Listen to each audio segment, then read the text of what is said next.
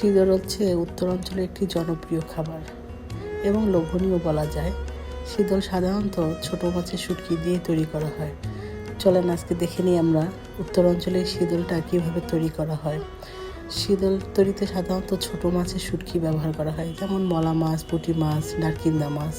এই মাছগুলো ভালো করে শুকিয়ে নিয়ে শুটকি তৈরি করে তারপর এটা গুঁড়ো করতে হয়। আমরা এটাকে বলি উড়ুন গাইন। আপনাদের এলাকায় কী নামে এটা পরিচিত কমেন্টে একটু জানিয়ে যাবে। শুটকিটা কিন্তু ভালো করে গুঁড়ো করে নিতে হবে যেন একটুকু কাটা না থাকে। তারপরে এর সাথে মেশাতে হবে কালো কচুর ডাঁটা ওই গুঁড়ো করে শুটকির সাথে।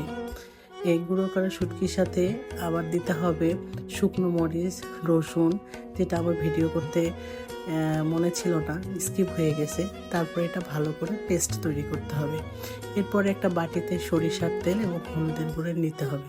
সেটা হাতের তালুতে নিয়ে ওই পেস্ট করা শুটকির গুঁড়ো আর কচুর ডাঁটা যে পেস্ট করা হয়েছে সেটা হাতের তালুতে নিয়ে ভালো করে সরিষার তেল আর হলুদ গুঁড়োটা মাখাতে হবে। এটা দীর্ঘদিন থাকবে, এই জন্য যাতে নষ্ট না হয় সেই জন্য তেল এবং হলুদের গুঁড়ো একসাথে করে হাতের তালুতে নিয়ে মাখানো হচ্ছে।